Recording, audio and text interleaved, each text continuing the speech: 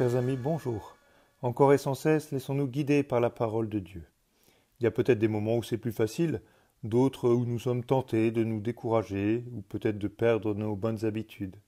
Alors peut-être aujourd'hui, prions les uns pour les autres pour que, ensemble, là où nous sommes, nous soyons fidèles à l'écoute de la parole de Dieu.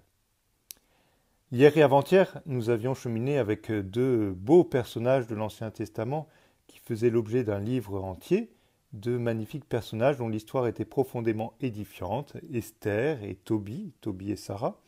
Alors aujourd'hui, c'est le troisième de ce trio qui va nous accompagner, Judith.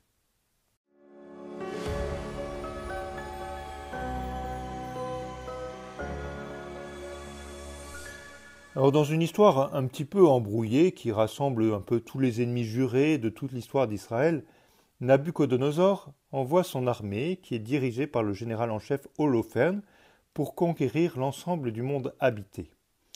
Alors après avoir anéanti de nombreux peuples, cette armée innombrable se trouve aux portes de la Judée, toute prête à l'anéantir et à prendre sa capitale, Jérusalem, et à détruire le temple.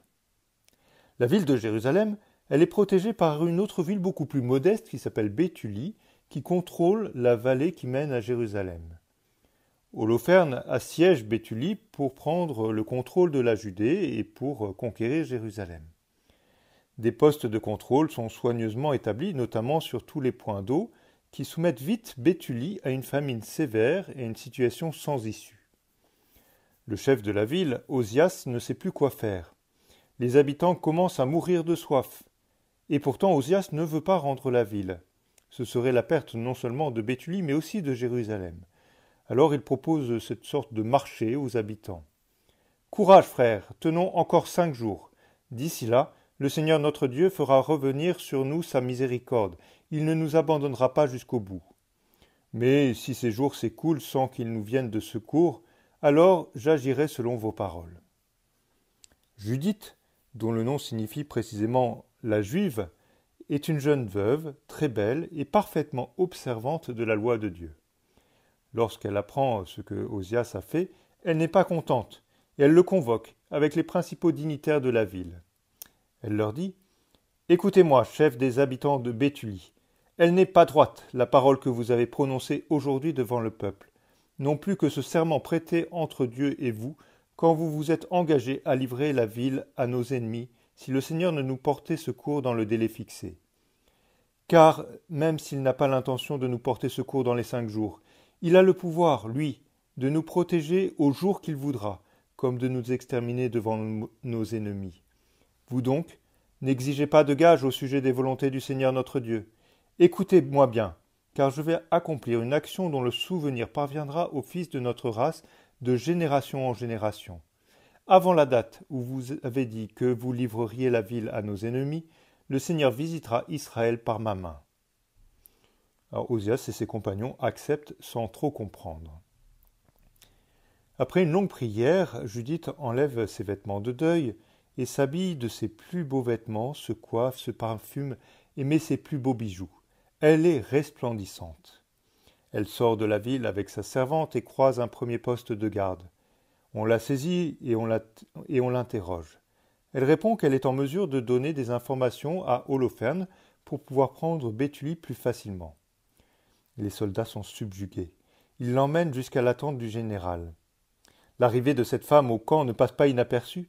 Holoferne lui-même, lorsqu'il la voit, est tout de suite sous le charme. Holoferne l'interroge plus précisément. Judith présente tout un scénario. Holoferne est ravi. Il fait préparer un repas en l'honneur de Judith. Mais Judith sort ses provisions. Il ne lui est pas permis, comme juive, de manger les plats préparés par les païens. Par ailleurs, elle demande à Holoferne la permission de sortir du camp la nuit pour prier selon ses habitudes. Holoferne n'est pas en mesure de lui refuser quoi que ce soit. Il donne l'ordre aux soldats de ne pas empêcher Judith de sortir la nuit. Le 4e jour, Holoferne voudrait approfondir sa relation avec Judith. Il ordonne de servir dans sa tente un repas où il sera seul avec elle. Entièrement sous le charme, Holoferne boit sans mesure et il finit par s'effondrer. Après une nouvelle prière, Judith se saisit du sabre qui est attaché au montant du lit. Elle se saisit également de la chevelure d'Holoferne dans l'autre main, et elle frappe d'un grand coup. Elle détache la tête d'Holoferne et la cache dans son panier à provisions. Elle sort alors de la tente et retrouve sa servante. Les gardes, qui avaient la consigne de ne pas les empêcher de sortir, les laissent passer. Judith rejoint ainsi Béthulie sans encombre. Avec tout le peuple de la ville, elle fait monter vers Dieu une grande louange. Louez Dieu, louez Dieu, car il n'a pas écarté sa miséricorde de la maison d'Israël. Mais cette nuit, par ma main, il a écrasé nos ennemis. Tu es béni, toi notre Dieu, toi qui, en ce jour, as réduit à néant les ennemis de ton peuple. Au matin, les habitants de Béthulie font une sortie vers le camp assyrien. Les soldats viennent pour réveiller leur chef dans sa tente, mais ils trouvent leur chef décapité, c'est la stupeur. À elle seule, une femme de chez les Hébreux a couvert de honte la maison du roi Nabuchodonosor. Voilà Holoferne à terre, sa tête a disparu. Dans le camp assyrien, c'est la débandade. Tous s'enfuient en désordre. Les habitants de Jérusalem et des autres villes de Judée se joignent à ceux de Béthulie. La victoire est totale, écrasante. Tout le peuple chante avec Judith. Chantez pour mon Dieu sur les tambourins, jouez pour le Seigneur sur les cymbales, joignez pour lui l'hymne à la louange, exaltez-le, invoquez son nom.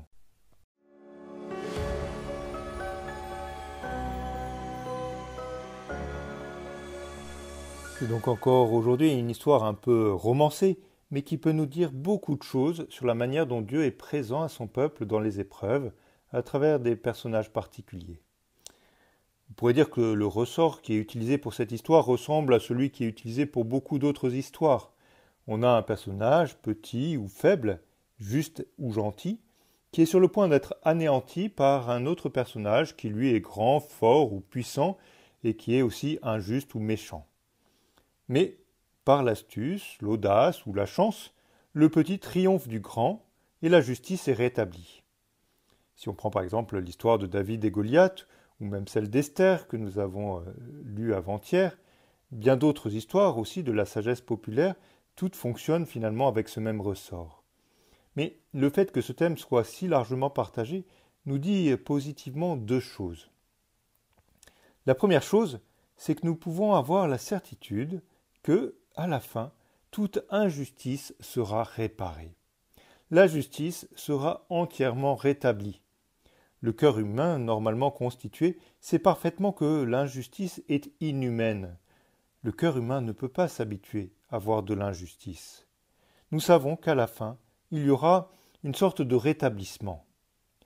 Plusieurs passages de l'Ancien Testament le disent dans des mots qui sont très simples, mais qui portent un vrai poids de vérité. Le péché sera puni, la justice sera récompensée. Or, bien sûr, il faudra étoffer, enrichir ce schéma simple, qu'on appelle par ailleurs la théologie de la rétribution, mais le fond en reste tout à fait vrai. D'ailleurs, c'est exactement ce que dira Jésus dans l'évangile de dimanche prochain, avec cette histoire de la séparation des brebis des boucs. Les justes, ceux qui ont accompli les œuvres de miséricorde, sont appelés à participer à la vie de Dieu.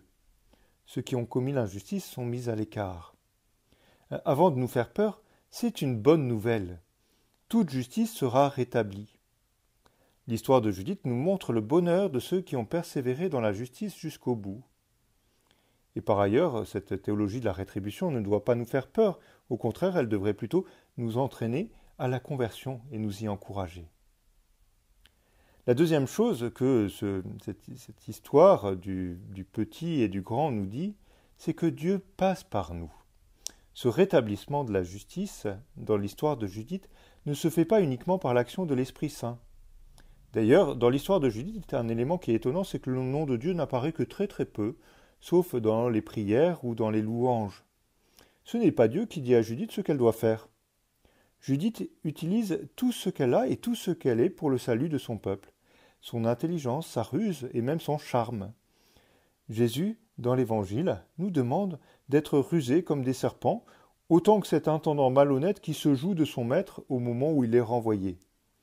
Alors, bien sûr, nous ne pouvons pas utiliser des procédés injustes ou malhonnêtes. La fin ne justifie jamais les moyens. Mais tous les talents, pour prendre l'évangile de dimanche dernier, tous les talents que Dieu nous a donnés peuvent être mis au service de la justice. Dans l'épreuve, nous devons aussi utiliser toutes les ressources de notre intelligence ou de notre imagination pour la traverser et pour soutenir ceux qui traversent cette épreuve avec nous. Alors voilà maintenant un peu plus de 2 semaines que nous avons recommencé en France à être fortement perturbés dans notre vie quotidienne. Et puis pour chacun de nous, l'épreuve est différente. Certains en particulier vivent une épreuve de longue durée, même au-delà de la situation sanitaire actuelle.